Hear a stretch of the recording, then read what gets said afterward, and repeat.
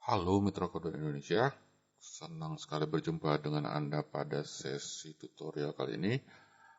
Kita masih dalam rangkaian tutorial Python dan database MySQL. Di video sebelumnya kita sudah membahas bagaimana membuat tabel dan kemudian menghapusnya dengan melaksanakan perintah SQL create dan drop table melalui Python. Video kali ini kita akan membahas bagaimana menginput data dengan perintah insert. Oke, kita pastikan dulu MySQL-nya berjalan. Saya di sini menggunakan XAMPP, jadi saya melihatnya melalui kontrol panel XAMPP. Di sini dia. Oke. Nah, karena juga saya menggunakan interface PHPMyAdmin, maka dipastikan juga web servernya Apache juga harus berjalan. Jadi keduanya MySQL berjalan, Apache berjalan, seperti ini. Kemudian saya masuk ke interface PHPMyAdmin-nya, ini dia. Oke, saya refresh dulu. Oke, kita masuk ke database yang namanya PythonDB. Kita lihat di sini ada dua tabel, yaitu tabel divisi dan tabel karyawan. Seperti saya katakan di awal tadi, kita saat ini akan mempelajari bagaimana mengeksekusi perintah insert atau menginput data ke dalam dua tabel ini. Oke, jadi kita mulai saja. Saya menggunakan editor pengkodian Subentix. Sini, saya buat file baru. Kemudian saya simpan sebagai insert.py seperti ini. Kemudian saya import library, import sys, import MySQL-nya, MySQL connector, kemudian satu lagi import date time seperti ini. Import sys itu sudah ada melalui Python. Import MySQL connector ini adalah library yang harus kita install. Tapi cara menginstalnya sudah saya perkenalkan di video pertama di rangkaian video Python MySQL ini. Jadi saya tidak perlu menginstalnya lagi. Sementara datetime ini sudah ada di Python, tinggal import saja. Saya kemudian akan membuat kelasnya, kelas utama seperti ini. Kemudian saya membuat fungsi defaultnya dev init seperti ini. Kemudian saya membuat struktur eksekusi di bawah if name sama dengan name seperti ini, maka yang dieksekusi adalah kelas utama. Kemudian sys exit seperti ini. Oke, kemudian kita akan melengkapi fungsi init di sini dengan cara membangkitkan objek MySQL konektornya. Jadi saya sediakan sebuah variabel bernama ob MySQL, yaitu ini dibangkitkan dari MySQL konektor connect. Nah, parameter yang diisi adalah host. Host itu adalah tempat database-nya. Karena database-nya berada di komputer yang sama, maka saya buat di sini local host. Kemudian di sini adalah user. Usernya saya buat adalah root. Kemudian password dikosongkan. Kemudian database-nya adalah PythonDB. PythonDB ini sudah kita lihat tadi di sini ya. Ini. Oke, kemudian saya bangkitkan kursornya self ob kursor sama dengan self ob MySQL kursor seperti ini. Nah, kemudian ob kursor inilah yang nantinya akan mengeksekusi perintah SQL-nya. Kemudian kita akan memanggil sebuah fungsi. Fungsi ini kita rancang ya, jadi kita buat aja namanya tampil menu. Oke.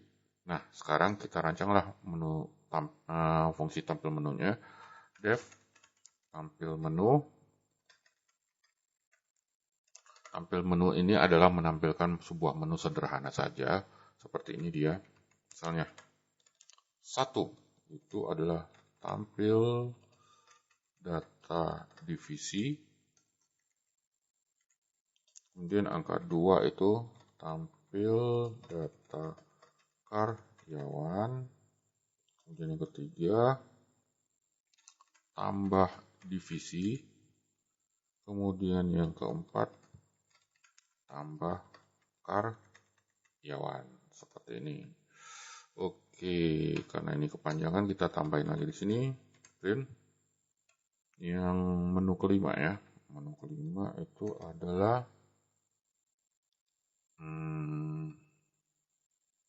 hapus data karyawan misalnya.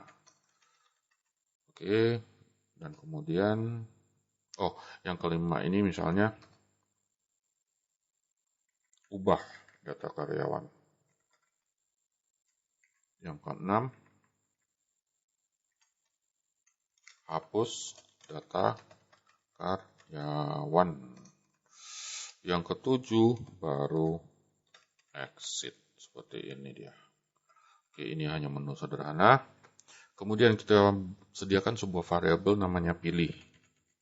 Pilih ini adalah menampung apa yang kita pilih dari ini. Jadi yang kita pilih itu adalah angka 1, 2, 3, atau sampai dengan 7. Jadi kita pilih angka-angkanya di situ. Input. Pilihan Anda seperti ini.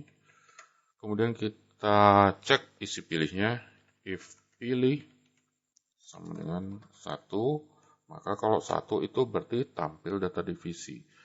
Maka di sini kita laksanakanlah sebuah fungsi namanya begini. Tampil data divisi. Ini nanti akan kita buat. Setelah ini kembali tampil menu. Self tampil menu. Ini dia akan mengulang memanggil ini. Oke. Kemudian bila pilih sama dengan 2, berarti tampil data karyawan. Self tampil data karyawan seperti ini. Kemudian self tampil menu. Ini dia. Else if lagi, pilih sama dengan 3. Kalau 3 itu apa ya? Tambah divisi. Tambah divisi. Self tambah divisi. Oke, ini dia. Kemudian ya, self tampil menu lagi. Sekarang pilih sama dengan 4. 4 itu tambah karyawan. Oke, kalau tambah karyawan, self tambah karyawan. Seperti ini. Oke, kembali self tampil menu. Yang kelima, ubah data karyawan. If pilih sama dengan 5. Jadi self ubah data karyawan seperti ini. Kemudian self tampil menu. Oke. Yang keenam,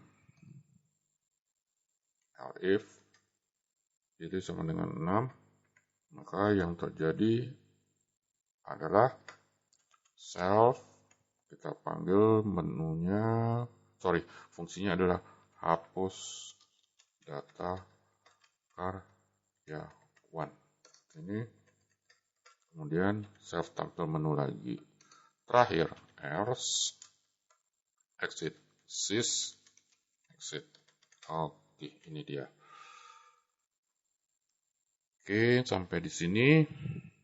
Mudah-mudahan nggak ada yang salah ya. Oke, seperti kita singgung di awal tadi bahwa video tutorial ini akan mempelajari bagaimana mengeksekusi perintah insert. Jadi, perintah insert itu akan dimungkinkan berjalan apabila kita memilih, contohnya nih, pilih 3 tambah divisi, atau pilih 4 tambah karyawan. Jadi kita buat aja tambah divisi. Oke ya, kita buat di sini fungsinya def tambah divisi seperti ini. Oke, kita buat perintah SQL-nya. Kita ke sini ke T divisi ya, strukturnya. Yang ini divisi ID nama. Divisi ID sendiri auto increment, tidak perlu kita ikutkan, jadi kita masukkan aja nama. Insert into T divisi, dalam kurung nama field nama saja, nama valus. Oke, nah di dalamnya ini %s seperti ini dia. Oke, nah kemudian apa yang kita masukkan %s ini?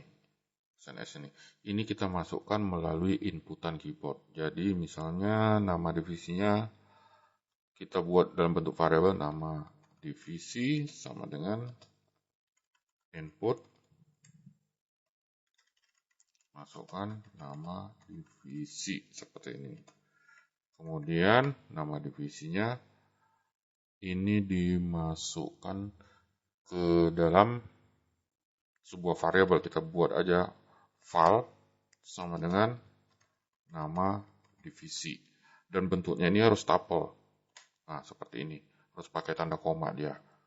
Oke, nah baru sekarang kita eksekusi perintah SQL-nya. Jadi caranya seperti ini, self ob cursor execute. Nah, ini kita gabung SQL dan val. Jadi seperti ini dia. SQL val. Ini. Dengan demikian kita nanti setelah mengeksekusi kita akan meriksa apakah hasilnya sudah masuk. Oke. Nah, berikutnya yang setelah dieksekusi perintah SQL ini kita kembalikan ke tambah divisi. Oh ya, sudah, karena sudah dipanggil di sini, nanti menunya akan muncul lagi ke sini. Oke, seperti itu dia. Kita simpan dulu dengan Ctrl S, kita eksekusi. Jadi Python d nama filenya apa ya? Oh ya, insert.py. Tampil data divisi, 2 tampil data karyawan. Oke, kita langsung ke nomor 3. Masukkan nama divisi, misalnya marketing. Kita enter. Oke, sepertinya sudah masuk karena dia sudah langsung ke menu ini. Lihat ini, tambah divisi, setelah tambah divisi dieksekusi, dia tampil menu. Kembali menu ke ini. Oke. Karena saya kira sudah masuk, mari kita periksa di PHP MyAdmin. Kita refresh. Oke, kita lihat isinya. Ya, sudah masuk marketing. Kita uji coba lagi, pilihan Anda. Nomor 3, tambah divisi. Misalnya, tadi marketing ya, sekarang kepegawaian. Kita enter. Kita refresh lagi. Ya, masuk. Kemudian kita pilih nomor 3 lagi. Tambah divisi. Misalnya divisi purchasing. Seperti ini. Masuk nggak ya? Ya, masuk. Oh iya, masuk juga. Oke. Karena tambah divisi sudah berhasil, maka kita sementara dulu pilih 6 ya untuk keluar. Oke, ada yang salah ini. Utama 46.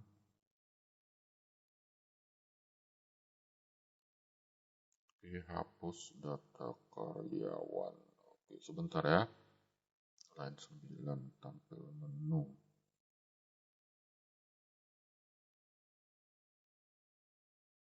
Pilih sama dengan self hapus data karyawan, tampil menu. Oh iya, saya belum melengkapi. Sebentar, saya ulangi lagi. Seharusnya saya pilih 7 karena hapus data karyawan itu belum lengkap. Saya harus pilih 7, kemudian exit. Oke. Berikutnya kita akan memilih pilihan 4 ini untuk tambah karyawan. Oke. Oh, sorry. Oke, pilihan 4. Jadi kita buat fungsinya di sini. Def tambah karyawan self seperti ini. Kita berikan SQL-nya insert into T karyawan. Nah, apa saja field-nya? Kita kembali ke PHP My Admin, ke karyawan. Fieldnya adalah karyawan ID tidak diikutkan karena dia auto increment.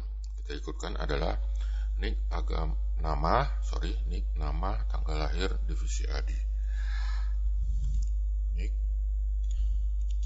nama, tanggal lahir, divisi ID seperti ini. Valus. Jadi karena ada 1, 2, 3, 4 field, maka kita buat seperti ini.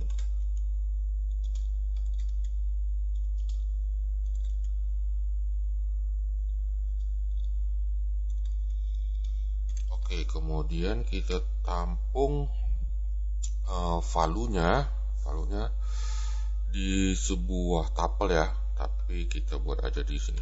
Val. Nah, nanti tuple-nya di sini. Oke, pertama kita masukkan dulu nick. Vnick sama dengan input nomor induk karyawan. Oke, kemudian vnama input nama seperti ini, kemudian v tanggal lahir sama dengan input. Jadi ini kita arahkan untuk membuat format tanggalnya ya. Jadi seperti ini, tanggal lahir,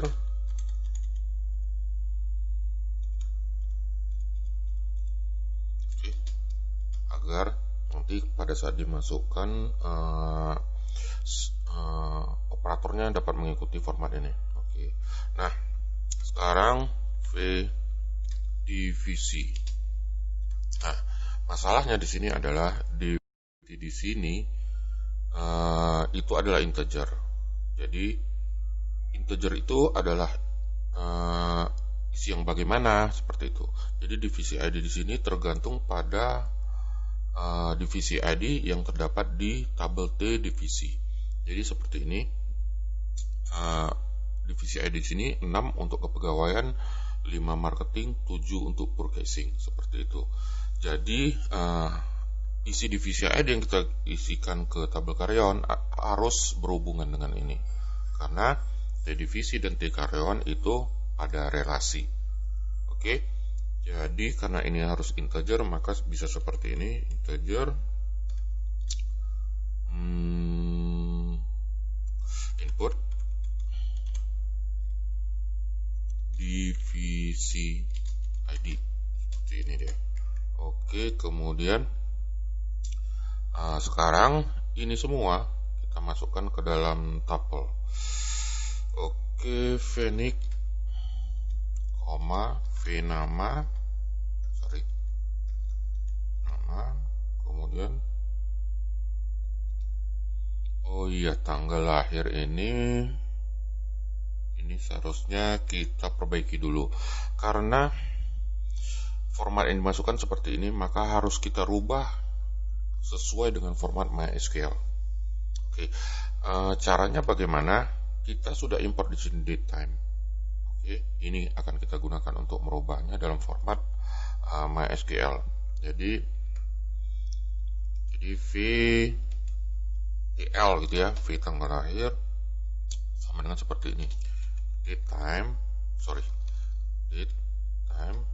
kemudian date time, baru string p time. Nah, yang kita periksa di variabel berikutnya adalah tanggal V, tanggal lahir. Nah, formatnya kan tadi sudah kita sepakati bahwa ini seperti ini, %day, %month seperti ini, kemudian %years. Oke, nah years-nya di sini huruf besar ya. Oke, ini format awalnya. Nah, ini kita rubah menjadi formatnya MySQL. Jadi string ftime seperti ini dia. String ftime. Jadi formatnya terbalik. Jadi %y terus tidak pakai ini. Kalau format di MySQL itu mesti pakai garis penghubung seperti ini ya. Dan %m, kemudian %d seperti inilah dia. Oke, jadi sepertinya mudah-mudahan tidak ada kesalahan ya. Jadi VTL ini sudah ready untuk dimasukkan ke SQL. Jadi vnic, vnama, kemudian VTL,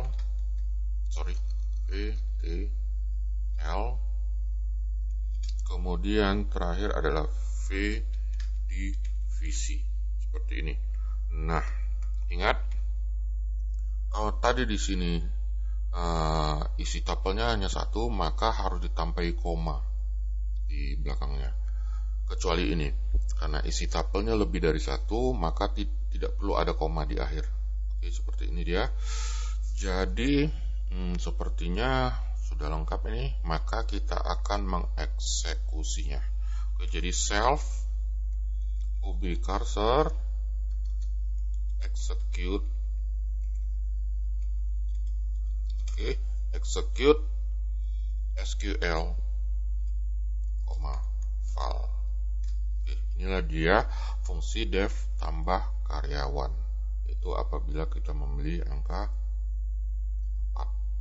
Oke, nah kita uji coba. Oke, kita uji coba ya. Oke, kita ke screen dulu ini, kemudian masuk angka berapa ya? Ya, angka 4 tambah karyawan. Masukkan nick, misalnya 001, masukkan nama Budi, masukkan tanggal lahir misalnya 12/9 misalnya 1990. Oke, divisi ID harus dari antara ini 657. Dia ditempatkan di mana? Kepegawaian, marketing atau purchasing. Kita coba di 7 ya, purchasing. Jadi divisi ID-nya 7. Kita enter.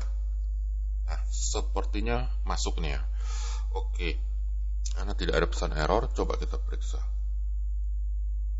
Ya, betul. Masuk. Jadi seperti Anda lihat, tanggal lahirnya tahun 90, bulan 9, tanggal 12. Oke, coba kita uji coba lagi. Misal kita pilih nomor 4. Oke, nick misalnya 002, kemudian namanya Iwan, kemudian tanggal lahirnya adalah 10 bulan 1 1991. Oke ya, divisi ID-nya kalau tadi di sini berapa? 7. Kita pilih 5, marketing, di marketing. Enter. Nah, sepertinya itu sudah masuk. Kita periksa. Ya, benar. Jadi Iwan sudah masuk, tetapi di divisi ID 5. Kalau 5 itu adalah marketing. Yang teman-teman, tutorial Python dan MySQL, dan sesi kali ini kita sudah menyelesaikan bagaimana caranya melakukan proses insert ke dalam database. Kita akan bertemu kembali di sesi video tutorial berikutnya dan membahas mengenai memilih data dengan perintah select. Sampai jumpa.